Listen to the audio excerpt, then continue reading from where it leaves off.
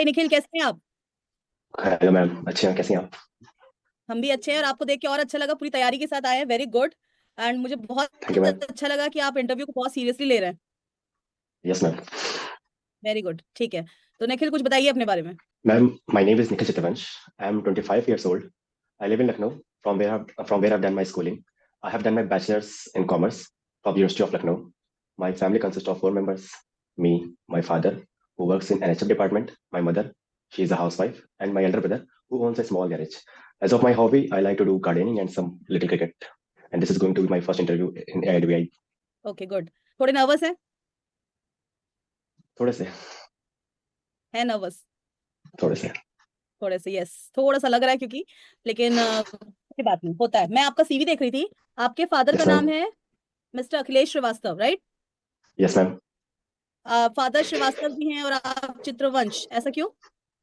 Ma'am, कायस्थों में ऐसे बहुत से टाइटल्स होते हैं, जैसे निगम, कायस्थों में और श्रीवास्तव होते हैं, बच्चन होते हैं। तो हमारे जनरेशन में हम्म। Every third generation title change होता है। हम्म। तो थर्ड जनरेशन हम हैं, तो चित्रवंश है।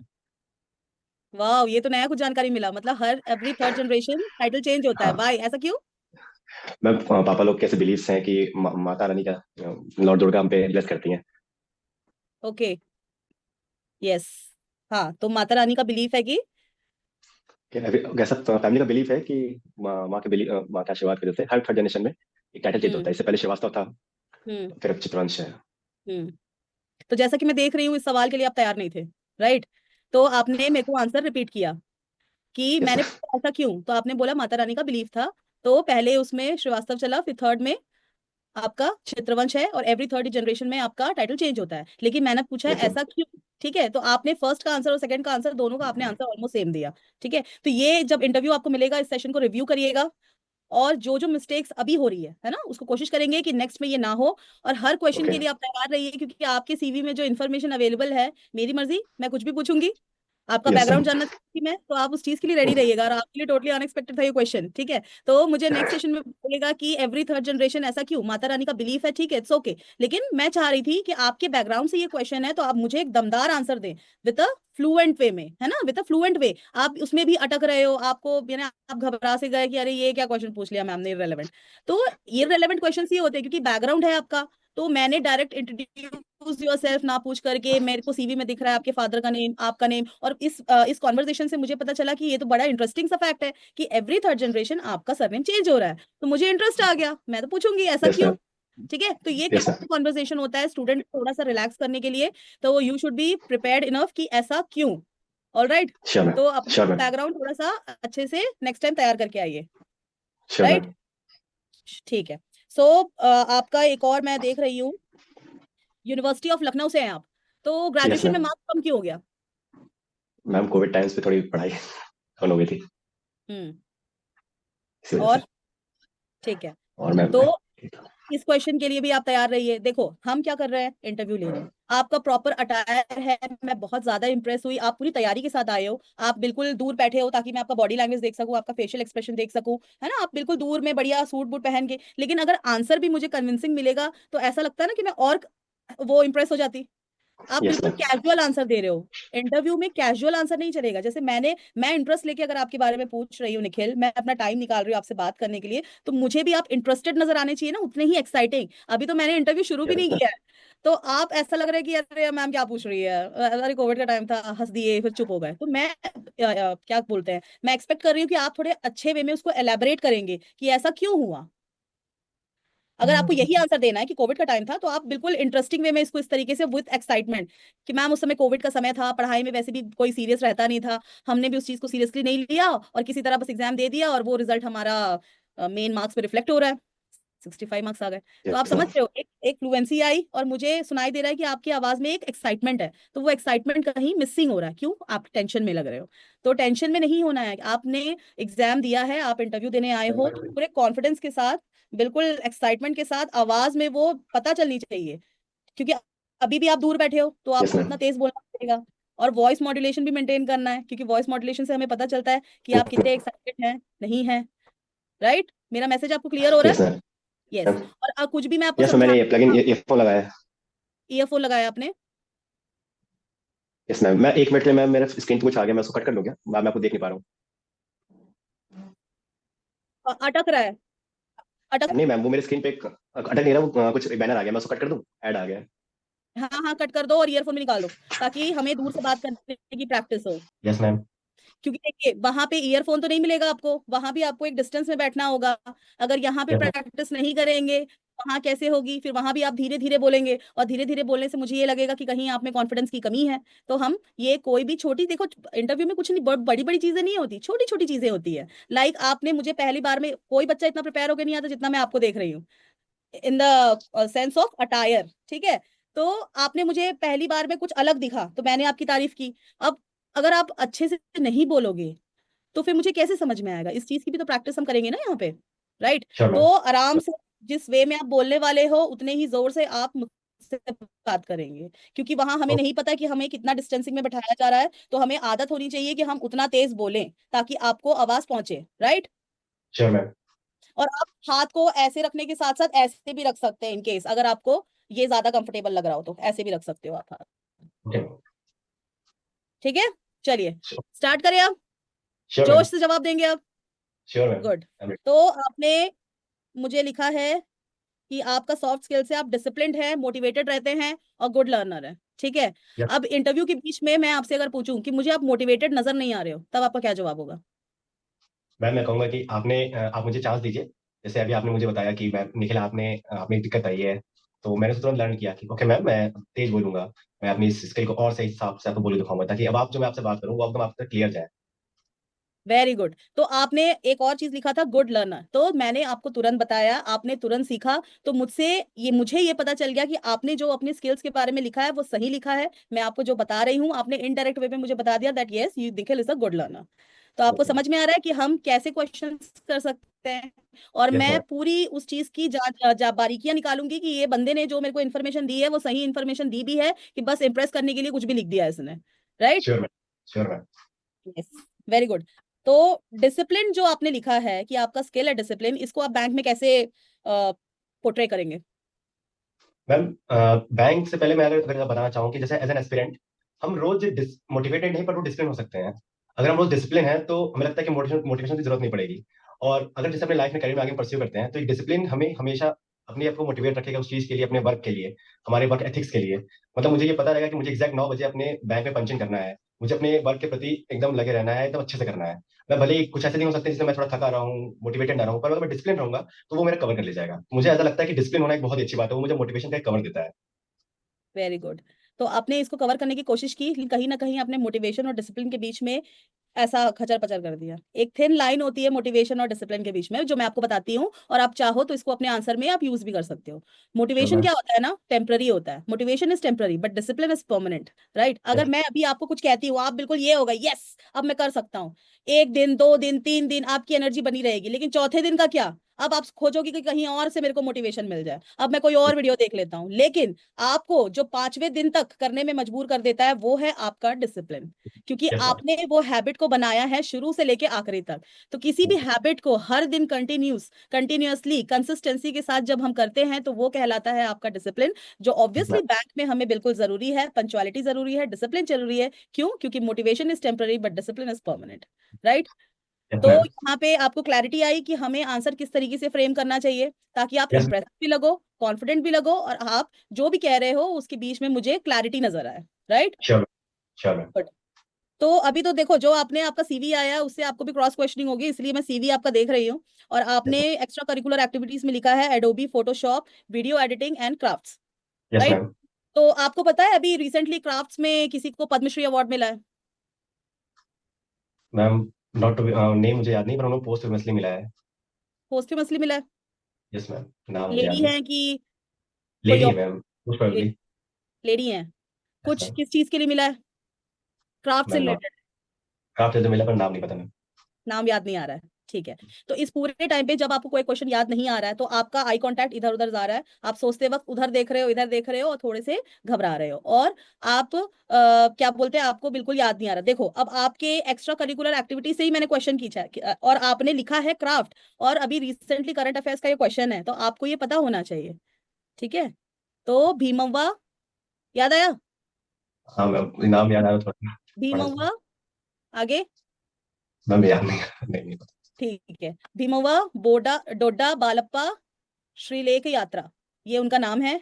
96 ईयर्स ओल्ड की लेडी है, मुझे नहीं पता था ये पॉस्थ्यूमसली उनको मिला है, बट ये उनका नाम है। और इन्होंने क्राफ्ट, जो एंशियंट क्राफ्ट्स है, एंशियंट टेक्निक्स को मिक्स करके रामायण और महाभारत को पोर्ट्रे किया है, और उस वजह से उनको पद्मश्री का अवार्ड मिला है। पर ओके। पॉस्थ्यूमसली मिला है क्या, मुझे ये क्लियर नहीं है, ये आप चेक कर लेना। श्योर ठीक है, मैम, श्योर तो मैम। नाम क्या है उनका, थोड़ा सा लंबा नाम है। Yes भीमुवा, ma'am. भीमुवा डोड बालप्पन, गोड बालप्पम। बालप्पम भीमवर। नहीं बालप्पा डोड बालप्पा श्रीलेख यात्रा, ये उनका नाम है। राइट, लंबा नाम है, और इनको इस चीज के लिए मिला है, और इनको ग्रैंड मदर ऑफ या गॉड मदर ऑफ टोलगू गोमेट यात्रा, ऐसा कुछ है नाम, आप चेक कर लेना इसको, ठीक है, क्योंकि आपके श्योर। क्राफ्ट से रिलेटेड है ये। राइट, तो श्योर। इसको आप देख लेना। और आपने फोटोशॉप लिखा है, कौन से फोटोशॉप में आप क्या करते हो, एडोबी फोटोशॉप में? मैम जब मैं अपनी स्कूल लाइफ में था तो मैंने एडोब फोटोशॉप पे थोड़े लर्निंग की थी यूट्यूब वीडियोस के थ्रू। हम्म। तो वही बहुत जब उस टाइम पे अर्निंग के लिए तो पोस्ट कार्ड्स वगैरह बनाता था लोगों के लिए, उस टाइम पे यही। ठीक है, और आपने वीडियो एडिटिंग लिखा है, तो वीडियो एडिटिंग का यूज आपने किस तरीके से किया है, क्या कुछ काम किया है आपने वीडियो एडिटिंग के लिए? जैसे फ्रीलांसिंग स्कूल टाइम में और कॉलेज टाइम में जब यूट्यूब पे लोगों ने अपनी वीडियोस बनाना स्टार्ट किया तो उन्हें एक इंट्रो टाइटल चाहिए होता था, जो बहुत स्टार्टिंग में बहुत फेमस हुआ था। इंट्रो टाइटल, लोगो टाइटल, नेम रिवीलिंग। तो वो मैंने मुझे आता थोड़ा बहुत, तो उससे मैं लोगों को एज अ फ्रीलांसिंग करता था, जिससे हम्म। मेरी थोड़ी बहुत हो जाती थी पॉकेट मनी। तो ये आपने अपने इंट्रोडक्शन में क्यों नहीं बताया कि आपने काम किया हुआ है फ्रीलांसिंग में, ये तो मैम उससे मुझे पूरा आपको पता चलता। क्रॉस क्वेश्चन बहुत हो जाते हैं।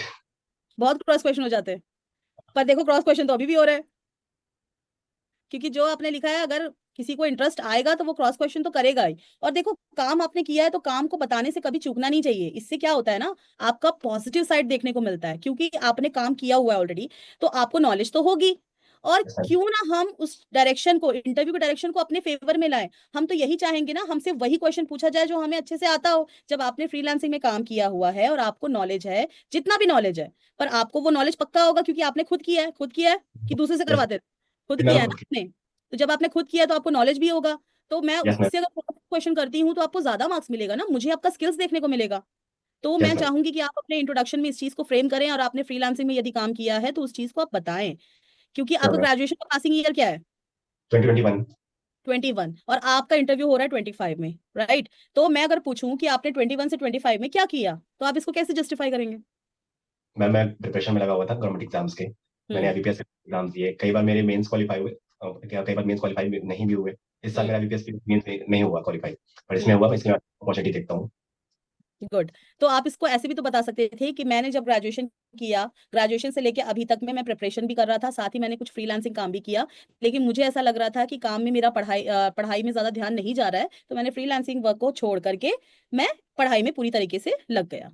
तो इससे मुझे क्या पता चला कि इन 3 सालों में आपने एक स्किल अचीव किया है। और आप फिर, अब फिर मेरा मन होगा तो मैं फ्रीलांसिंग के बारे में पूछूंगी, और मेरा मन नहीं हुआ तो मैं आगे बढ़ जाऊंगी। और आपको फ्रीलांसिंग में आपने क्या किया, वीडियो एडिटिंग में कौन से सॉफ्टवेयर यूज किए, किस तरीके से काम किया, कहाँ काम किया, ये सब तो नॉर्मल बेसिक क्वेश्चंस है ना, इतना तो आपको पता होगा। तो क्यों नहीं आप मुझे इसके बारे में बताएंगे, जब आपका ये पॉजिटिव स्किल है, तो पॉजिटिव साइड है, तो मैं जानना चाहूंगी ना भाई, निखिल ने अपना टाइम वेस्ट नहीं किया, कुछ ना कुछ अर्न किया है अपने लाइफ में।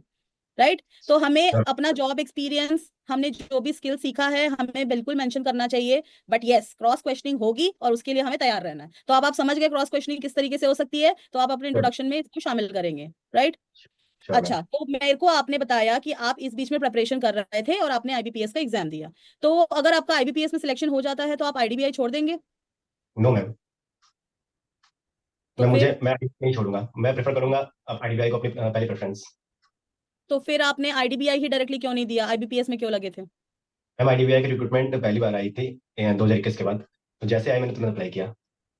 ओके, तो आप इस क्वेश्चन को देखो, आप क्या कर रहे हो ना, किसी भी क्वेश्चन में आपके पास स्कोप है बोलने का। देखो, एक होता है ओवर एक्सप्लेनेशन, और एक होता है ब्रीफ में उसका आंसर करना, और आप क्या कर रहे हो, कट टू कट जवाब दे रहे हो, यस नो, नो यस, समझ रहे हो, और इतना बड़ा फुल स्टॉप लगा देते हो।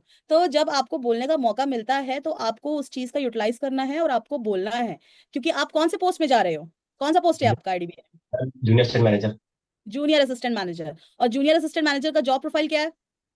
मैम तो इवेलुएट एंड कस्टमर रिलेशनशिप, सबसे मिलना, लोगों सबसे से कस्टमर मिलना, relationship. Customer relationship, customer dealing. तो जब मैं, तो जूनियर असिस्टेंट मैनेजर के लिए आप अप्लाई कर रहे हो निखिल, तो मैं आपका कम्युनिकेशन स्किल्स भी तो चेक करना चाहूंगी। अगर आप यस। बोलोगे ही नहीं, सिर्फ यस और नो पे ही अटक जाओगे, तो मैं आपको जज कैसे करूंगी? समझ में आ रहा है?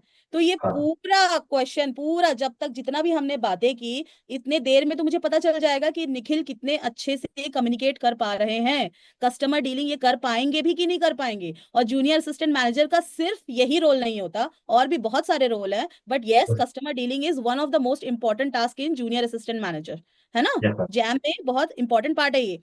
तो मैं ये स्किल देखना चाहूंगी कि नहीं देखना चाहूंगी? Yes ma'am. तो फिर आप मुझे कैसे दिखाएंगे? जब मैं कोई क्वेश्चन पूछ रही हूँ तो मुझे अच्छा बढ़िया आंसर देके, right? Sure. Yes sure ma'am. और सिर्फ नो नहीं करना है आपको, उसको प्रॉपरली एक्सप्लेन करना है, ओवर एक्सप्लेन नहीं करना है, पर इतना आंसर मुझे देना है कि मुझे सेटिस्फेक्शन हो। ठीक है, अब श्योर। मैं चाहती हूँ कि निखिल कुछ और बोले और वो नो बोल के बैठ गया, तो ऐसे तो बात नहीं बनेगी। Yes ma'am. अगर मैं मैम। निखिल को पूछ रही हूँ कि भाई थर्ड जनरेशन में टाइटल चेंज क्यों हो रहा है, तो बस वो मैम माता रानी का बिलीफ है, हमारे यहाँ बिलीफ है, बस इतना सा बोल के आप बैठ गए। कुछ बहुत इंटरेस्टिंग फैक्ट होगा वहां पे, मेजर हिस्ट्री होगी आपकी, तो कुछ मैं जानना चाहूंगी आपकी हिस्ट्री के बारे में। Sure ma'am. ठीक है, अगर मैंने आपसे पूछा कि भाई ग्रेजुएशन में आपके मार्क्स क्यों कम आ गए, अरे मैम कोविड आ गया था बस, खत्म। तो आप समझ रहे हो आपका आंसर देने का तरीका कैसा हो रहा है? या तो हाँ। बहुत ज्यादा कैजुअल हो रहे हो आप, या तो बिल्कुल यस और नो पे अटक रहे हो, मतलब आप बिल्कुल भी एक्सप्लेन नहीं कर रहे हो। मतलब इस पूरे सिनारियो से मुझे ये फील आ रहा है कि या तो आप बहुत ज्यादा घबराए हुए हो, ऐसा इंप्रेशन पड़ेगा, या तो आप इंटरेस्टेड ही नहीं हो कि आप इंटरव्यू दे रहे हो। मुझे ऐसा फीलिंग ही नहीं आ रहा कि आप एक्साइटेड हो, इंटरेस्टिंग इंटरेस्ट हो है आपका लेने में। और या तो फिर ऐसा लग रहा है कि बस यार हो गया है तो जबरदस्ती बेचारा आ गया है, और बस किसी तरह निपटाऊं और जाऊं। ठीक है, तो हमें इन तीनों में से कोई भी इंप्रेशन पैनल के ऊपर नहीं डालना है। हमें क्या डालना है? आई am very much interested in this job.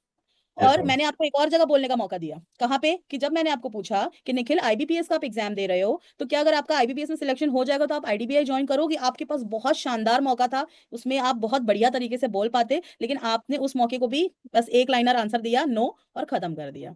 तो I want to check your communication skills, तो मुझे एक प्रॉपर आंसर फ्रेमिंग चाहिए। ठीक है, श्योर मैम। और आप बिल्कुल मेरे को लगने चाहिए एक्साइटेड, यस मैं इस जॉब के लिए बना हूं और मेरा ही सिलेक्शन होना चाहिए जूनियर असिस्टेंट मैनेजर के लिए, राइट? तो आप यस उस मैम। चीज का आंसर कैसे दे सकते थे? एक बार फिर से ट्राई करो, फिर मैं आपको बताऊंगी। Sure ma'am. Ma'am the prime focus जो था मेरा वो बैंकर बनने का था। वो हम्म। पब्लिक, वो जरूरी नहीं है कि पब्लिक सेक्टर बैंक हो या फिर प्राइवेट सेक्टर बैंक हो। अगर मेरा हम्म। आईटीआई होता तो मैं उसके लिए बहुत ही अच्छी अपॉर्चुनिटी है मेरे कैरियर ग्रोथ के लिए। एक हम्म। आईडीबीआई एक अच्छा एक मौका देगा अपने कैरियर को आगे परस्यू करने के लिए। और मैं हम्म। इसको अपना अपना फर्स्ट प्रेफरेंस रखूंगा rather than हम्म। UPS banks. वेरी गुड, अब आपका आंसर पहले से बहुत बहुत बेटर था Nikhil, very thank good. You. तो लेकिन आप इतना याद रखिएगा निखिल कि मैं यहाँ पे आपको बार बार मौका दे रही हूँ, वहां आपको बार बार मौका नहीं मिलेगा। You have to give your best in the first place. Sure. Sorry.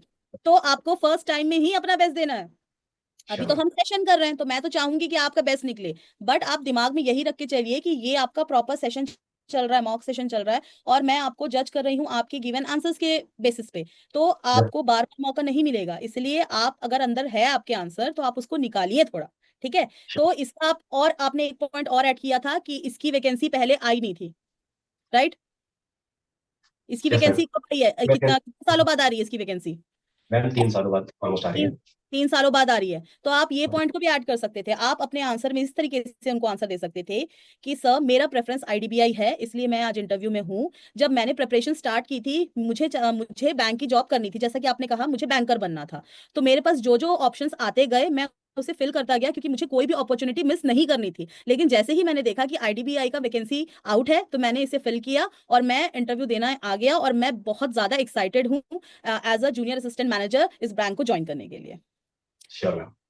तो आपको आंसर फ्रेमिंग समझ में आया कि भाई उस समय आपके पास ऑप्शन नहीं था, आप लेकिन स्टूडेंट हो ना, आपको तो जॉब चाहिए था, तो आप प्रिपरेशन करते करते आप अपॉर्चुनिटी तो सारे लोगे ना, आप मिस थोड़ी ना करोगे, क्योंकि आप खुद देख रहे हो 3 साल के बाद वैकेंसी आई है। तो आप इसको प्लस पॉइंट बना लो कि सर आपकी वैकेंसी ही 3 साल बाद आई है, और जैसी वैकेंसी आया मैंने उस अपॉर्चुनिटी को ग्रैब कर लिया, और मैं एग्जाम क्लियर करके आज यहाँ पे पहुंच गया। तो आप समझ रहे हो हमें किस तरीके से आंसर फ्रेमिंग करनी, हर पॉसिबल पॉइंट में हमें अपना पॉजिटिव साइड दिखाना है कि मैं तो यस। कर रहा था, मैं तो करना ही चाहता था, आपकी तरफ से डिले हुआ। आप पहले वैकेंसी निकालते तो मैं पहले आ जाता। Yes ma'am. Are you getting my sure. Point? कि हमें हमें उनको ये नहीं बताना है लेकिन कि आपकी गलती है। मैं आपको एक तरीका बता रही हूँ कि अगर पहले आता तो हम पहले करते, लेकिन आपने 3 साल बाद इसकी वैकेंसी निकाली, मुझे जैसी अपॉर्चुनिटी मिला मैंने इसे ग्रैब कर लिया और मैं तुरंत यहाँ पे आ गया। मतलब आप समझ रहे हो, हमें हर वे में पॉजिटिविटी दिखानी है, हर तरफ से लगना चाहिए निखिल में कूट कूट के खूबियां भरी हुई है, निखिल में कूट कूट के पॉजिटिविटी भरी हुई है, और हर पॉसिबल वे में मैं उसे शोकेस करूंगा। क्योंकि आप क्या कर रहे हो, अपनी क्वालिटीज मुझे शोकेस ही तो कर रहे हो ना, तभी तो मैं आपको सिलेक्ट करूंगी। क्योंकि आप जैसे तो बहुत बच्चे आए हैं, तो मुझे तो बेस्ट कैंडिडेट चाहिए। मैं क्यों किसी घबराए हुए बच्चों को लूं जिसपे मुझे ज्यादा काम करने पड़ेगा? ऐसे कैंडिडेट को मैं क्यों सिलेक्ट करूंगी, राइट? Yes ma'am. तो पहली बार में ही अपना अच्छे वे में आंसर प्रेजेंट करना है, अपना कॉन्फिडेंस दिखाना है, और ज्यादा से ज्यादा बोलने की कोशिश करना है, ताकि मैं आपकी कम्युनिकेशन स्किल्स चेक कर सकूं। Sure ma'am. डन। तो आप एंड जो स्माइल मेंटेन कर रहे हो अभी तक, मैंने आपको आपकी सारी गलतियां अभी तक बता दी है। तो हमने बहुत ही कैजुअल बातें की, अभी तो हम रियल इंटरव्यू में गए भी नहीं है। अभी आपने जो सीवी में भरा है उसके अकॉर्डिंग हमने बात की है। तो यही सीवी आप उधर भी भर रहे होगे, है ना? वहां यस भी तो आप यही सेम चीजें डाल रहे होगे ना। तो इसकी क्रॉस क्वेश्चनिंग मैम। के लिए बिल्कुल तैयार रहिए निखिल, और अपने बैकग्राउंड के लिए भी आप तैयार रहिए, क्योंकि इंटरव्यू फॉर्मल भी हो सकता है और इनफॉर्मल भी हो सकता है। अगर आपने मेरे सेशंस को फॉलो किया होगा और मैंने जिन बच्चों से रिव्यू लिया था, आपने देखा होगा वो लोग नॉर्मल कॉन्वर्सेशन भी करते हैं, यस मैम। राइट? तो आप हर वे की कॉन्वर्सेशन के लिए तैयार रहिए। अगर वो लोग फॉर्मल कॉन्वर्सेशन करते हैं, आप उसके लिए भी रेडी रहिए, और इनफॉर्मल करते हैं तो उसके लिए भी रेडी रहिए। तो आप अपने बैकग्राउंड के लिए प्रिपेयर्ड रहिए, और हर आंसर्स के लिए प्रिपेयर्ड रहिए कि भाई इतना 21 से 24 के बीच में गैप क्यों आया, आपने आईबीपीएस एग्जाम क्यों दिया, आईडीपीआई के लिए डायरेक्ट क्यों नहीं आए, ठीक है? कोविड में नंबर क्यों कम आए, मतलब आपके ग्रेजुएशन में मार्क्स क्यों कम आए, आपने वीडियो एडिटिंग की, फ्रीलांसिंग वाला जो आपका जॉब एक्सपीरियंस है ना, फ्रीलांसिंग किया मतलब आपने वर्क एक्सपीरियंस लिया। तो मैं यस इस मैम। तरीके का क्वेश्चन, जैसे आपने फ्रीलांसिंग वाला बताया, तो मैं इस तरीके से भी पूछ सकती हूँ कि आपने वीडियो एडिटिंग किया, तो उस स्किल को आप हमारे बैंक में कैसे अप्लाई कर सकते हो, बताइए। मैम ऐसे बहुत से मौके आएंगे जब बैंक में कोई प्रोग्राम या कुछ हेल्प होगा। तो अगर मुझे लोगों को मोटिवेट करना है या फिर मुझे कोई पोस्टर रिलीज करना है या मुझे एक एडवर्टीजमेंट डालना है बैंक की तरफ से, तो rather than hiring special person मैं खुद कर सकता हूँ और मैं बैंक के खर्चे बता सकता हूँ, जिससे मैं एक अच्छा रोल प्ले कर सकता हूँ। फॉर से कि बैंक में एक कोई कैंपेन लगने वाला है कि डिपॉजिट कैंपेन फॉर से, तो मैं उसके लिए एक पर्सन हायर करूंगा। तो अगर मैं उसमें स्किल्ड हूँ तो मैं वो खुद ही करके अच्छा सा एक बना सकता हूँ पोस्टर, और वो मेरी स्किल आज बैंक को काम आएगी। Very good. अभी तक का सबसे अच्छा जवाब दिया है आपने, वेरी गुड। Thank तो आप समझ रहे हो कि किस तरीके से आपको अब आंसर फ्रेम करना है। अब आप में धीरे धीरे कॉन्फिडेंस आ रहा है, जवाब देते देते, सुनते सुनते, राइट? तो हमें you. Yes, ये 2-3 मॉक सेशन की हमें जरूरत है, ताकि आप थोड़ा ज्यादा अच्छे वे में उसे कर पाओ, ठीक है? sure. गुड। तो अब आप देखा कि आपने फ्रीलांसिंग मुझे बताया, तब तो मैंने ये क्वेश्चन पूछा। आपने मुझे बताया ही नहीं होता तो मैं कैसे इसको जान पाती कि भाई निखिल में ये क्वालिटी भी है? तो आप जब तक मुझे शोकेस नहीं करोगे, मुझे कैसे पता चलेगा, राइट? तो जब Yes, आपको वो इंट्रोडक्शन का मौका देते हैं और आपको जब वो बताते हैं बताइए अपने स्ट्रेंथ, अब ये तो आपकी सीवी में लिखा था सॉफ्ट स्किल्स में या कोर करिकुलर में, मैंने देख लिया। अगर मैं डायरेक्टली पूछती कि आपका स्ट्रेंथ क्या है, तो आप क्या बताते आप? Ma'am as of my strength मैं काफी मोटिवेटेड हूँ, सेल्फ डिसिप्लिन हूँ जैसे मैंने बताया, और मैं एक गुड लर्नर हूँ। मैं कभी भी लर्निंग से पीछे नहीं हटता, वो किसी भी स्टेज पे हो। जैसे फॉर से अभी आपने मुझे बताया कि निखिल आपको बोलना है, तो मैंने ऑन द टाइम मैंने तुरंत उस चीज को ग्रैप्स किया और मैंने एक अच्छा आंसर प्रिपेयर करना सीख गया। ये मेरी ट्रेट है। और इसी साथ मुझे लगता है मैं डिसिप्लिन काफी हूँ। रदर देन दैट कि मैं, आपने बोला कि मोटिवेशन कुछ टेम्परेरी है, वो सच है, और इसलिए मैं हमेशा डिसिप्लिन होने की कोशिश करता हूँ। वो मुझे लाइफ में, मेरे कैरियर में मुझे हमेशा परस्यू करेगा। गुड। तो यहाँ पे मैं एक जगह आपको टोकूंगी कि अभी मैंने मोटिवेशन और डिसिप्लिन के बीच में डिफरेंस नहीं पूछा। अनलेस और अनटिल मैं आपसे एक्स्ट्रा में नहीं पूछती, तब तक आप उसके बीच का डिफरेंस मत बताओ। क्योंकि आपने ओके। खुद ही बोला मोटिवेशन टेम्पररी है, डिसिप्लिन है। तो आप ऐसा मत बताओ, आप बोलो कि मैं मोटिवेटेड भी रहता हूँ, डिसिप्लिन्ड भी हूँ, और साथ ही मैं गुड लर्नर भी हूँ, और मैंने फ्रीलांसिंग में वीडियो एडिटिंग का काम किया है। तो मुझे लगता है ये स्किल मैं कहीं ना कहीं अपने बैंक जॉब में अप्लाई कर सकता हूँ, क्योंकि कहीं ना कहीं मुझे कस्टमर्स के साथ डील करना है, उनकी उनकी जो भी परेशानियां हैं, उनकी जो भी प्रॉब्लम्स है, और जो भी कल को पॉलिसीज आएंगी, है ना, तो मुझे कस्टमर्स के साथ डील करना है, तो मैं ये स्किल अपने कस्टमर डीलिंग में यूज कर सकता हूँ, राइट? श्योर। तो आपने स्ट्रेंथ में भी मुझे अपना फ्रीलांसिंग वाला बता के मुझे बता दिया कि आप कहीं ना कहीं उस क्वालिटी को आप इस तरीके से यूज कर सकते हो। तो जरूरी नहीं है, अगर आपको इंट्रोडक्शन में आपने नहीं बताया तो आप स्ट्रेंथ में भी इस तरीके से बता सकते हो। लेकिन याद रखना निखिल, हर बार क्वेश्चन आपको पूछा जाए, पता आपको पता नहीं है। हो सकता है मैं स्ट्रेंथ पूछूं, हो सकता है मैं स्ट्रेंथ ना पूछूं। इसलिए हर पॉसिबल वे में, जैसे अगर आपको इंट्रोडक्शन मैंने पहले पूछा होता या उस समय पूछा जाएगा, तो आप अपनी मैक्सिमम क्वालिटी उसी टाइम, जैसे आपने हॉबी बताया, उसी में आप इसको ऐड करके बताइए, ताकि मेरा इंटरेस्ट जाग जाए और मैं उसी टाइम आपसे क्रॉस क्वेश्चनिंग कर लूं। अगर इन केस वहां पे भूल गए और फिर अगर स्ट्रेंथ में पूछा, तो फिर स्ट्रेंथ में उस चीज को ऐड करने की कोशिश करिए, क्योंकि अनलेस आप मुझे नहीं बताएंगे, मुझे नहीं पता चलेगा। और नहीं पता ओके। चलेगा तो आपकी क्वालिटी कहीं ना कहीं मिस हो जाएगी। और आपको भीड़ से हट के दिखने का अगर मौका मिलता है, तो आपको दिखना ही चाहिए, क्योंकि हम हर बच्चे में एक यूनिक क्वालिटी होती है और स्किल्स होते हैं। तो भाई जिसका स्किल्स हमें ज्यादा यूजफुल लगेगा, हम उसे ही तो ज्यादा पॉइंट देंगे, राइट? होपफुली आपको ये सारी चीजें क्लियर हो रही है, ठीक है? तो इतने पूरे हमारे कॉन्वर्सेशन से मैं एक चीज आपको बोलूंगी कि थोड़े से आप घबराए हुए लग रहे हो निखिल, ये घबराना बिल्कुल नहीं है। अगर आपको लग रहा है कि बहुत एंग्जाइटी हो रही है, अंदर ही अंदर थोड़ी सी घबराहट होती है, तो डीप ब्रीदिंग करते रहिए, ठीक है। जब आप कॉरिडोर में रहेंगे, कॉरिडोर से लेके जब तक आपकी रूम में एंट्री नहीं हो जाती, तब तक आप डीप ब्रीदिंग करें, मैनिफेस्टेशन करें। आप सोचिए कि बस सब अच्छा होगा और किसी की बातों को नहीं सुनना है।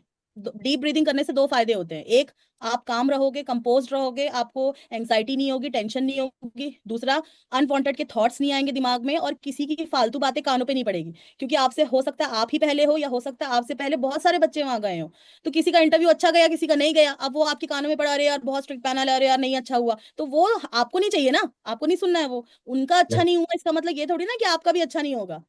तो आपको श्योर। अपने में रहना है, माइंड से ओके। अलर्ट रहना है कि जब आपका कॉल आए आपको जाना है। ऐसा नहीं कि डीप ब्रीदिंग करके ये साधना में बैठ कर अपना नाम ही नहीं सुन रहे हो, ऐसा नहीं करना है। आपको ओके। माइंड से अलर्ट रहना है, लेकिन सबकॉन्शियसली आपको डीप ब्रीदिंग करनी है और अपने आप को काम रखना है। तो आप जब वहां पे नर्वस थे तो आप ये करिए, इससे आपको एक अलग ही हिम्मत आएगी। क्योंकि जब हमारा दिमाग ठंडा रहता है ना, जब हम रिलैक्स्ड होते हैं, तो हम ज्यादा अच्छे से अपने आप को पोर्ट्रे कर सकते हैं। और यस फेस मैम। पे एक जेंटल स्माइल, जैसे आप आंसर देते देते स्माइल कर रहे हो, तो उसको शुरू से बना के रखो। आपकी स्माइल इतनी प्यारी है, बढ़िया है, एक पॉजिटिविटी दे रही है, उसको शुरू से बना के रखो। शुरू में एकदम नर्वस ऐसे, उसके बाद कुछ बोल बोल के हंस रहे हो, तो वैसा नहीं, आप थ्रू आउट एक स्माइल बना के रखो, ऐसे जेंटल स्माइल, है ना। और आप उसको आंसर देते देते उसको पोर्ट्रे करिए, तो वो एक अपना एक अलग ऑरा क्रिएट करता है। इससे हमको लगता है कि ये स्टूडेंट थोड़ा हटके है। अगर हमको आंसर आता है तो अच्छी बात है, और नहीं आता तो उन्हें कहिए सॉरी सर, या राइट नाउ मैं रिकॉल नहीं कर पा रहा हूँ, ऐसा बोल के उस क्वेश्चन को स्किप कर दीजिए अगर आपको नहीं आता। लेकिन आपको आता है तो यस और नो बोल के चुप नहीं हो जाइए, थोड़ा सा ब्रीफ आंसरिंग करिए, ताकि मुझे आपका कम्युनिकेशन स्किल्स देखने का मौका मिले। बाकी आपका बॉडी लैंग्वेज ठीक है, बस आप सामने से बैठे हैं तो मुझे इतना समझ नहीं आ रहा कि आपका कंधा झुका है कि ऐसा है। थोड़ा सा मुझे लग रहा है कि और सीधा हो सकता है, थोड़ा रोल बैक मैम, करिए। मैं टिल्ट कर दूं थोड़ा सा हाँ फोन हाँ, रहे आप। टिल्ट हो गया, मेरे को दिखाइए।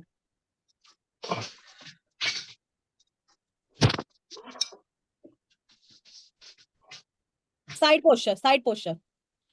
चेयर को साइड कर लीजिए, चेयर को साइड करो। साइड जैसे साइड साइड में रखो। इधर हाँ, मैं ले आऊँ? ऐसा है ना, ऐसा कर लो। यस, अब बैठो। हाँ, गुड। थोड़ा सा और स्ट्रेट हो सकता है, शोल्डर रोल बैक हो सकता है। Yes, this is the correct posture, बिल्कुल सही, है ना। तो मुझे आपका पॉस्चर दिख गया है, पॉस्चर में कोई प्रॉब्लम नहीं, पॉस्चर एकदम सही है। बस चेहरे में थोड़ी सी स्माइल, कॉन्फिडेंस दिखना चाहिए फेस पे, और फ्लुएंटली आंसर करना है। अब आ जाओ, श्योर। सीधा होगा। Good, very good. आपके ड्रेस भी प्रॉपर है, शूज मुझे नहीं पता कैसा है, लेकिन फॉर्मल शूज पहनना, नॉर्मल है। Formal shoes. और ड्रेस भी बढ़िया है, ड्रेसिंग सेंस भी ठीक है, बॉडी पॉस्चर भी ठीक है। बस ये है कि एक स्माइल रखिए फेस पर, और कॉन्फिडेंस दिखाइए। एक स्माइल होता है ना जो आपका कॉन्फिडेंस दिखाता है फेस पे।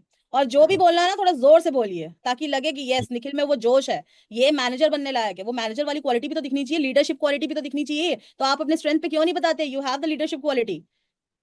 Yes ma'am, I have. Yes, तो you have to mention that in your strength also, okay. तो लीडरशिप क्वालिटी भी आप मेंशन करो, क्योंकि आपको कहीं ना कहीं अपने सबऑर्डिनेट्स को भी लेकर चलना है। उन्हें कुछ अगर इंस्ट्रक्शंस देना है तो वो आप दे सको लीडर की तरह, और साथ में उनको लेके चलो, क्योंकि हमें ग्रुप में ही काम करना है, अकेले कहीं पे काम नहीं हो सकता। तो आप ये भी बता सकते हो कि मैं एक अच्छा लीडर हूँ, आई हैव लीडरशिप क्वालिटी, और मैं इस ग्रुप को साथ में लेके चल सकता हूँ, ठीक है।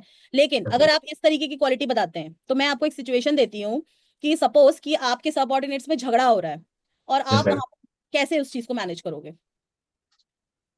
मैम, ऐसे सिचुएशन में पहले मैं सब दोनों लोग को, जितने भी मेरे सबॉर्डिनेट्स हैं, उनको बैठाऊंगा, शांत कराऊंगा। मैं दोनों साइड्स के पहले व्यू सुनूंगा कि मुझे जानना होगा कि बात किस जगह से स्टार्ट हुई। मैं दोनों को काम करूंगा, मैं दोनों के पॉइंट्स को सुनूंगा, और मैं कोशिश करूंगा कि बात आगे बढ़े ना।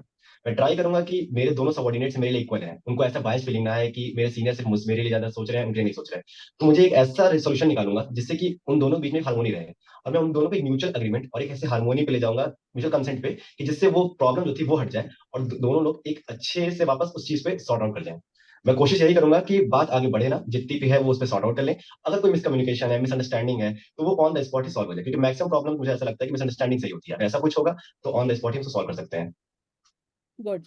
तो ये आपने बढ़िया बोला, जितना बोलना चाहिए था उतना बोला आपने, ठीक है। थैंक तो यू। आप समझ रहे हो कि कैसे स्ट्रेंथ से क्रॉस क्वेश्चनिंग हो सकती है, कैसे आपको सिचुएशन दे सकते हैं और उस हिसाब से कैसे आपको बोलना है। तो वहां पे निखिल सिर्फ अकेला बंदा तो कोई होगा नहीं, हो सकता है वहां पे दो तीन चार पांच, पांच का भी पैनल होता है, छह का भी पैनल होता है। है ना? यस तो मैम। आप सबको देख के जवाब देंगे। अगर इस चीज श्योर। की प्रैक्टिस करनी है तो दीवार पे 5 डॉट्स बना लो, और क्वेश्चन कोई भी आपसे पूछे हर डॉट को देख के आपको जवाब देना है। श्योर ठीक है? मैम। क्योंकि अभी ओके। क्या हो रहा है ना, सोचते वक्त आपकी आंखें इधर उधर जा रही है, तो इससे क्या होगा ना, आई कांटेक्ट बनाने की प्रैक्टिस होगी। और आई ओके। कांटेक्ट कैसे करना है, जितने भी पैनल मेंबर बैठे हों उन सब के साथ आपको आई कांटेक्ट मेंटेन करना है और सबको देखते हुए जवाब देना है। चाहे क्वेश्चन मैं पूछ रही हूँ या कोई और पूछ रहा है, आपको जवाब सबको देके देना है। Sure ma'am. राइट? और आपको इधर उधर नहीं देखना है। तो इस ओके। चीज की प्रैक्टिस आप करिए। कैसे करेंगे? या तो सामने किसी को बैठा लीजिए, उनको देखते हुए जवाब दीजिए, 2 मिनट की प्रैक्टिस करिए, या तो बेस्ट है कि आप दीवार पे छोटे छोटे 5 पॉइंट्स बना लो, किसी पेपर पे चिपका लो और फिर उनको देख के प्रैक्टिस कर लो। Okay ma'am. गुड। तो ठीक है, तो आईडीबीआई के बारे में आप क्या जानते हैं? मैम आईडीबीआई बैंक सबसे पहले स्टैब्लिश 1964 में हुआ था, पर वो बैंक नहीं था। आईडीबीआई का एस्टेब्लिशमेंट जो हुआ था वो as a development financial institution हुआ था, वो भी आईडीबीआई एक्ट 1964 के अंदर। मैम वो बाद में 2004 में, ऑलमोस्ट 40 साल बाद, आईडीबीआई अपने आप को अपने बिजनेस को बढ़ाने के लिए आईडीबीआई बैंक में कन्वर्ट होता है। और फिर धीरे धीरे 2019 में आने के बाद जब उनकी जर्नी आगे बढ़ती है, तो 2019 में आरबीआई आरबीआई ने आईडीबीआई पे उनके प्रोविजन नॉर्म्स सही नहीं होने की वजह से उनको एज अ प्राइवेट सेक्टर को बनाया। आईडीबीआई के मैं बहुत से हैं, आईडीबीआई के हेडक्वार्टर हमारा मुंबई महाराष्ट्र में है। आईडीबीआई के हमारे chairman mister T N Manoharan है, और आईडीबीआई के एमडी सीईओ हमारे मिस्टर राकेश शर्मा। आईडीबीआई के मैम अपना मोबाइल एप्लीकेशन भी है, मोबाइल को प्लस, जो कि हमें अच्छे रेंज प्रोवाइड करता है। आईडीबीआई के अच्छे रेट्स हैं जो कि सीनियर सिटीजन तक को 8% तक का भी देता है। अभी पिछले क्वार्टर में आईडीबीआई ने अच्छा रिजल्ट शो किया है। आईडीबीआई का एनपीए हर साल सुधरता जा रहा है, इस साल उनका 0.9% पे अटका हुआ है। और आईडीबीआई ने अपने पिछले 4 से कुछ सालों में आईडीबीआई ने कई सारे अवार्ड भी जीते हैं। तो एज अ सिग्निफिकेंट आईडीबीआई इस टाइम पे अच्छा ग्रोथ कर रहा है। डन। Yes ma'am. ठीक। तो शुरू शुरू में मुझे ऐसा लगा कि आपको ऐसा लग रहा था कि मुझसे वैलिडेशन चाहिए, मैं मुंडी हिलाऊं तब आप नेक्स्ट पॉइंट बोलोगे। तो उस चीज का वेट मत करो, हो सकता है पैनल में कोई स्ट्रिक्ट बंदा बैठा हो, वो मुंडी ना हिलाए। हाँ हाँ हाँ, ऐसा हो सकता है, वो फ्रेंडली पैनल ना हो। तो अगर आपसे उन्होंने क्वेश्चन पूछ लिया कि आईडीबीआई के बारे में आप क्या जानते हो, तो शुरू से लेके आखिरी तक बता के ही रुकना है। वो वैलिडेशन का वेट मत करना कि हम सर हिलाएंगे तो तुम नेक्स्ट पॉइंट बोलोगे। ठीक है? ऐसा मुझे लगा, इसलिए ओके। मैंने क्लियर किया। अगर ऐसा नहीं भी होगा तो भी ठीक है, मैंने आपको क्लियर कर दिया कि वैलिडेशन का आप इंतजार मत करना। आपसे क्वेश्चन पूछा गया तो आप शुरू से लेके एंड तक नॉन स्टॉप बोलिए with proper okay. Punctuations. Punctuations का मतलब समझ रहे हो? एकदम fast fast yes fast ma'am. सब नहीं, थोड़ा सा रुक के आराम से पेस मेंटेन करते हुए, ताकि एक एक वर्ड क्लियरली समझ में आए, पूरी क्लैरिटी के साथ पैनल तक पहुंचे, वो भी एक रेंज ऑफ वॉइस में। बहुत ज्यादा ओके। धीरे भी नहीं बोलना है, चिल्ला के भी नहीं बोलना है, एक रेंज में बोलना है। ठीक है? Okay ma'am. दूसरा, मुझे आपका एक पॉइंट सही बिल्कुल नहीं लगा। आपने कहा कि आईडीबीआई के नॉर्म सही नहीं थे तो उसको प्राइवेट बैंक में कन्वर्ट कर दिया। आप ऐसे कैसे बोल सकते हो कि उनके नॉर्म सही नहीं थे? आप किसी भी बैंक को इतना क्रिटिसाइज नहीं कर सकते नेगेटिव वे में। ठीक है? तो आपका एक पॉइंट अगर मुझे पसंद नहीं आया कि नेगेटिव बोल रहा है, तो वो उसमें घुस जाएंगे। क्या नॉर्म्स नॉर्म्स आप बोल रहे हो, बताइए क्या नॉर्म्स गलत थे, बताइए। तो आपको पता ओके। है क्या नॉर्म्स गलत थे? नहीं। नहीं पता था, है ना? तो हमें ऐसा कोई भी वर्ड का यूज नहीं करना है जो हमारे अगेंस्ट चला जाए। जब आप ये सेशन ओके। रिव्यू करोगे तो आप सुनना अपने आप को कि आपने ऐसा कहा कि उनके नॉर्म सही नहीं थे, तो उसको इससे कन्वर्ट करके इसमें ले आया। ठीक है? तो ऐसे नहीं बोलना है, नेगेटिव वे में आपको बात नहीं करनी है, वो भी जिस बैंक में आप ज्वाइन करना चाहते हो। आपको परफेक्ट बैलेंस न्यूट्रल वे में आपको उसको लेके चलना है। आप एक ना देखो, आपके आंसर तो सही था। आपने मुझे सब कुछ बताया, एमडी भी बताया, सीईओ भी बताया। जब आपने सब कुछ बताया तो टैगलाइन भी बता देते। टैगलाइन बताना भूल गए आप। Yes ma'am. क्या है टैगलाइन? मैम टाइगर उसका है सबका साथ, और आओ अभी वो सोचे आईडी बड़ा। हाउस सोच बड़ा सबका। Banking for all. Banking for all, आप सोचे बड़ा, ये है, सबका साथ नहीं है मेरे ख्याल से। ठीक कंफ्यूजन है? था इसलिए मैंने स्किप कर दिया, मैंने कहा कि डाउट हो जाएगा। अच्छा, कंफ्यूजन था इसलिए स्किप कर दिया, लेकिन आपने जब सब कुछ बताया तो मैं एक्सपेक्ट करूंगी कि टैगलाइन भी आप बताओ, क्योंकि मेरे बिना पूछे आपने सब बता दिया ना आईडीबी के बारे में आप क्या जानते हो। जब आप सब कुछ जानते हो तो मेरे दिमाग में ये भी रहेगा ना कि टैगलाइन भी जानता होगा। टैगलाइन स्किप हो गया तो मैं पूछ ली। तो टैगलाइन याद रखिएगा, ठीक है निखिल? ओके। और दूसरी थैंक यू बात, फॉर ऑल। नेगेटिव वे में आंसर पोर्ट्रे नहीं करना है ना? नेगेटिव वे में आंसर पोर्ट्रे नहीं करना है। और दूसरा, अगर आप आईडीबीआई के बारे में अगर आपसे पूछ रहे हैं तो आप एक प्रॉपर स्ट्रक्चर लेके चलिए। जैसे कि 1 जुलाई 1964 में आईडीबीआई एस्टैब्लिश हुआ था। वो आरबीआई का एक सब्सिडियरी बैंक था। उसके बाद उसे एक्ट लाके बैंक लिमिटेड में कन्वर्ट किया गया। उसकी ओनरशिप 2 लोगों के पास है, एक एलआईसी के पास है, गवर्नमेंट ऑफ इंडिया के पास है, जिसमें 51% ओनरशिप उसका एलआईसी है और बाकी गवर्नमेंट ऑफ इंडिया है। तो आपने ये पॉइंट तो आप स्किप कर गए, जो मेजर पॉइंट था ओनरशिप वाला। बाकी आपने बताया अब उसके लिए मैं आपको गलत नहीं बोलूंगी, आपने ठीक बताया, नहीं, लेकिन जो एक स्ट्रक्चर होता है, जो इंपॉर्टेंट इंपॉर्टेंट पॉइंट्स था वो तो कहीं मिस हो गया। तो आप yes, ध्यान रखिएगा कि आपको फ्रेमिंग कैसे करनी है, बिल्कुल। अगर आप डेट बता रहे हो तो डेट वाइज चलो, आप ऐसे पहले 1 फिर 2 फिर 3 फिर 4, फिर आप जाओ लास्ट में एमडी सीईओ के पास, उसके बाद आप हेडक्वार्टर्स जाओ, उसके बाद आप उसके टैगलाइन पे आईडीबीआई के बारे में खत्म करके बैठ जाओ। फिर अगर okay, उनको कुछ क्रॉस क्वेश्चन करना होगा तो वो कर लेंगे, और नहीं तो वो आगे बढ़ जाएंगे। समझ में आ रहा yes ma'am. है? गुड। तो अब जैसा कि मुझे पता है कि आईडीबीआई सब्सिडियरी था आरबीआई का, तो मेरे मन में आया मैं आरबीआई के बारे में जानूं, तो आरबीआई का गवर्नर कौन है अभी? Mister Sanjay Malhotra sir. कौन से नंबर के हैं? Ma'am 26th। किसको रिप्लेस करके आए हैं? Mister Shaktikanta Das sir. Good. तो इसके बारे में आपको नॉलेज है, और आरबीआई के बारे में आप क्या जानते हैं? Ma'am RBI is the central bank of India. RBI regulates the money supply to the banks. It is the banker to the bank. RBI acts as the lender of the last resort. RBI, RBI is the issuer of the currency. RBI acts as a insurance to the. RBI also provides insurance for our money. RBI जो RBI बना है वो RBI act 1934 के अंदर बना है। RBI के अपने प्रिंटिंग प्रेस भी हैं। हो गया? And- हाँ मैम।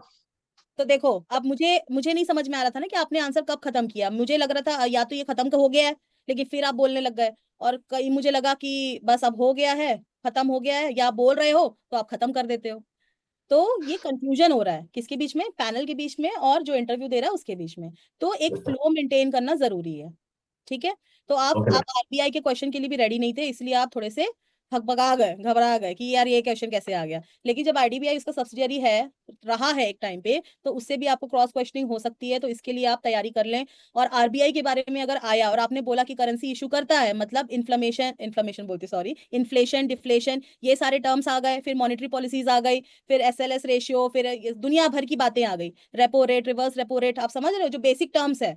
तो वो सब चीज का नॉलेज आपको होना चाहिए, आप उसके लिए रेडी रहिए, back of okay the ma'am. Mind में, कि ये सारे क्वेश्चन सब मुझ पर आ सकते हैं कभी भी, तो हड़बड़ाना नहीं है, इसके लिए बिल्कुल प्रिपेयर्ड होना है कि ये सारे क्वेश्चंस मुझसे पूछ सकते हैं, कभी भी कुछ भी पूछ सकते हैं। ठीक है? तो आप ये सारी चीजों की तैयारी कर लीजिए, और जो भी अभी नहीं हो पाया उसको हम नेक्स्ट सेशन में कर लेंगे, मतलब फिर से आप रेडी होके आइएगा, जितने भी पॉइंट्स मैंने आपको बताया है उस पर काम करिए, और नेक्स्ट सेशन में होपफुली आप और अच्छे से पढ़ के आएंगे। ठीक है? तो आपको श्योर। समझ में आया कि कैसे क्रॉस क्वेश्चनिंग होती है, हमको कितने फ्लो में बोलना चाहिए, कहाँ कहाँ हमें बोलना चाहिए, कितने गैप में बोलना चाहिए, कितना बोलना चाहिए। ठीक है? अब आपने एक टर्म का यूज किया एनपीए, एनपीए से आप क्या समझते हैं? Ma'am NPA stands for non performing assets. अगर बैंक में कोई ऐसे असेट्स होते हैं जो रिकवरी के लायक नहीं हो पाते हैं, तो उनको हम बैंक में एनपीए डाल देते हैं। एनपीए भी मैम तीन कैटेगरीज में होते हैं: सब standard, standard and loss assets. Ma'am अगर कोई असेट्स है, अगर वो 90 डेज तक अपना रिपेमेंट नहीं कर पा रहा है, तो वो आता है सब स्टैंडर्ड में। अगर वही 90 डेज से 120 डेज में आता है तो उसे कहते हैं स्टैंडर्ड असेट्स। पर अगर वही कोई एसेट है जिसकी रिपेमेंट हमें एक साल से ज्यादा नहीं हो पा रही है, तो फिर उसे हम लॉस असेट्स में कह देते हैं। वो हमेशा हमारे एनपीए कहा जाता है। गुड। तो आप समझ रहे हो, आपने उस टर्म का यूज किया इसलिए मैंने आपसे पूछा, तो आप जो जो टर्म्स का यूज कर रहे हो उसके क्रॉस क्वेश्चनिंग के लिए रेडी रहना। अच्छा, एक चीज मैंने और नोटिस की कि जब आप नहीं बोल पा रहे थे, या आप थोड़े से क्या बोलते हैं, फ्लुएंसी में आपकी डिस्टर्बेंस आ गई, तो आपका एक्सप्रेशन ऐसा था, मेरा फेस देखना, अरे यार ऐसा, समझ रहे हो? तो ये ऐसा फेस नहीं बनाना है, ये बिल्कुल दिखाता है कि एकदम घबरा गया, अब तो बच्चा गया काम से। तो ऐसे एकदम से फेस पे शो नहीं करना है। आप अगर आपको लग रहा है ना कि फ्लुएंसी डिस्टर्ब हो रही है, या मेरे दिमाग में है वर्ड पर मुंह में नहीं आ रहा है, ऐसा होता है कि आपको पता हाँ। है, लेकिन हम जब एक्सप्रेस करने का टाइम आता है तो हम बोल नहीं पाते। तो उस समय क्या करो, एक पॉज ले लो, पॉज ले लो, डीप ब्रीदिंग कर लो, और आपको लग रहा है कि फ्लुएंसी डिस्टर्ब हो गई तो उनसे पूछ लो, sir may I start again, उनसे एक बार परमिशन ले लो और फिर से स्टार्ट करो। जब आप एक पॉज ले लेते हो, डीप ब्रीदिंग कर लेते हो, तो आपको एक हिम्मत आ जाती है, आप उनसे पूछ लो कि मे आई स्टार्ट अगेन, और फिर से उसको फ्लुएंसी के साथ स्टार्ट करिए। और इन ओके। केस अगर आपने उनसे नहीं पूछ पाए गलती से मे आई स्टार्ट अगेन, या उन्होंने बोला कि नहीं आप जहाँ पे खत्म किए थे वहीं से स्टार्ट करो, तो कोई बात नहीं, अब आपने एक पॉज तो ले लिया है, और आपने पूछा था, उन्होंने बोला नहीं आपने जहां खत्म किया था वहीं से स्टार्ट करो, तो फिर से अपने आप को गैदर करो और फिर आराम से उनको बताओ। तो फेस पे वो चीज नहीं आएगी, ओके मैम। ऐसा ऐसा नहीं आएगा, ठीक है? तो आपका इससे नेगेटिव मार्किंग नहीं होगी, हमें हमेशा फेस से ये दिखाना है कि yes we are, I am very much confident about this interview, और मेरा सिलेक्शन होके रहेगा। देखिए निखिल, याद रखिएगा, हम कितने भी अच्छे क्यों ना हो, कभी कभी अटक जाते हैं, अटकने में कोई बुराई नहीं है। सबके साथ होता है। अब मैं भी बात कर रही हूँ, कई बार मेरे मुंह से भी वर्ड्स नहीं निकल रहा, इसका मतलब ये थोड़ी ना है कि मुझे नहीं पता आंसर, या मैं कॉन्फिडेंट नहीं हूँ, या मुझे नॉलेज नहीं है। ऐसा बिल्कुल भी नहीं है। कोई भी कितना भी अच्छा बंदा हो, कभी कभी अटक जाता है। तो अटक जाते हो, एक पॉज ले लो, डीप ब्रीदिंग ले लो, उनसे परमिशन ले लो, परमिशन देते हैं वेल एंड गुड, ना दे तो भी आप जहां से खत्म किए थे वहां से उसको उठाओ विथ प्रॉपर फ्लुएंसी। ठीक है, तो ओके। वो फेस पे वो एक्सप्रेशन नहीं आएगा, और आप through out the session confident नजर आओगे। Okay ma'am. ठीक है, तो मुझे लगता ओके है आज के इंटरव्यू में हमें काफी कुछ सीख लिया है, और आज के लिए हम यहीं रोकते हैं इसको, और अपने ऊपर आप काम करेंगे, और नेक्स्ट सेशन में मुझे और कॉन्फिडेंट बन के आएंगे, और जो जो मैंने पॉइंट्स आपको पॉइंट आउट किए हैं उस पर आप काम करेंगे। Ma'am, I have a doubt. मैं Yes. हाँ, यस यस, पूछिए। मेरे को फंबलनेस बहुत होता है, जैसे कि लिपसिंग, तो उसमें मेरा बहुत दिक्कत हो जाती है। हम्म मैं वो बताती हूँ बहुत। कि फंबल आप क्यों कर रहे हो, पता है? क्योंकि आप ना बहुत तेज तेज बोलना चाहते हो। आप आराम से बोलिए ना, अगर आप आराम से बोलोगे ना तो फंबलनेस नहीं होगी। और इनकेस हो भी जाती है ना फंबलनेस आपको, क्योंकि होगी कब, एकदम जरूरी नहीं है कि आप वहां पे घबराहट होगी तो हो सकता है हड़बड़ा के आप फंबल कर जाओ, तो भी कोई बात नहीं निखिल। चेहरे में वो दिखना नहीं चाहिए कि आपने फंबल किया तो आपको गिल्ट हुआ अंदर से। आपने फंबल किया, इट्स ओके। हम इंसान है, हमसे गलती हो सकती है, पर उस गलती से हम कितनी तेजी से उभरते हैं, कितने क्विक हम अपने फेस में आने नहीं देते, कितने क्विक हम लोग उस चीज को रेक्टिफाई कर लेते हैं, ये होता है आपका कॉन्फिडेंस। तो फंबल कर भी लिया तो इट्स ओके, कोई बात नहीं, फिर से स्टार्ट करो, क्या ओके दिक्कत है? मैम। मैम लेकिन कल आपको। फंबल होके घबराना नहीं है, और कॉन्फिडेंस गिरने नहीं देना, और फेस पे नहीं आना चाहिए बस। ओके। ये कर सकते हो ना?